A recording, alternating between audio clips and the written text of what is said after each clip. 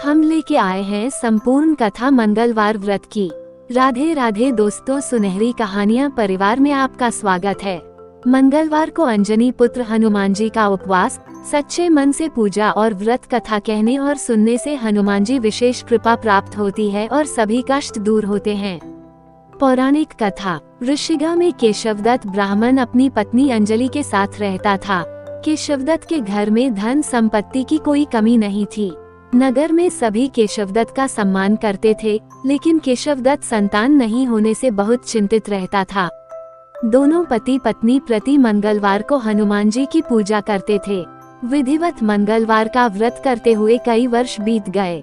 ब्राह्मण बहुत निराश हो गया, लेकिन उसने व्रत करना नहीं छोड़ा।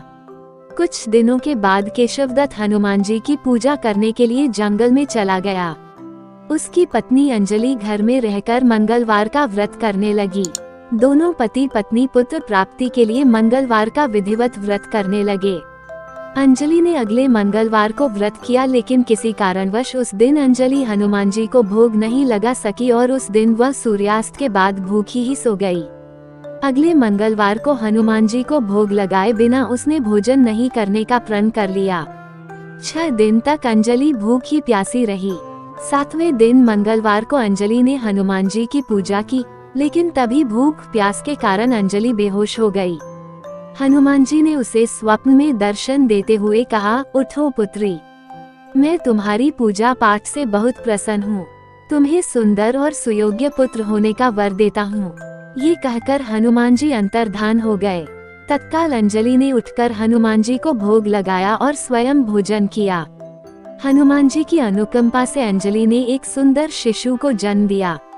मंगलवार को जन्म लेने के कारण उस बच्चे का नाम मंगल प्रसाद रखा गया। कुछ दिनों बाद अंजलि का पति केशवदत्त भी घर लौट आया। उसने मंगल को देखा तो अंजलि से पूछा, ये सुंदर बच्चा किसका है?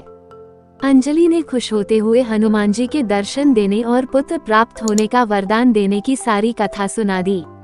लेकिन केशवदत्त को उसकी बातों पर विश्वास नहीं हुआ।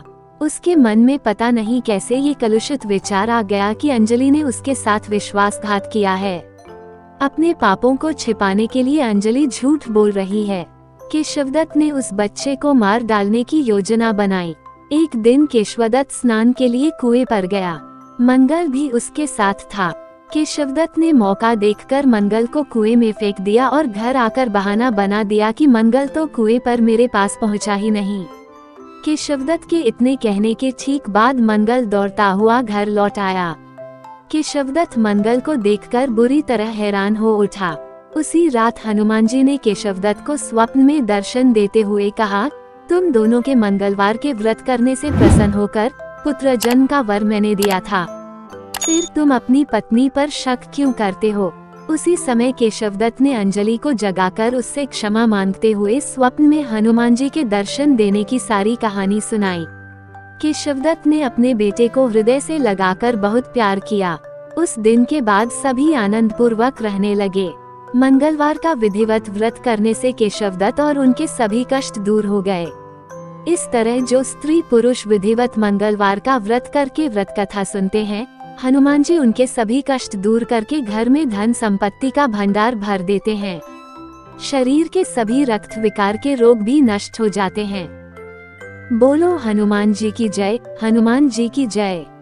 कथा समाप्त।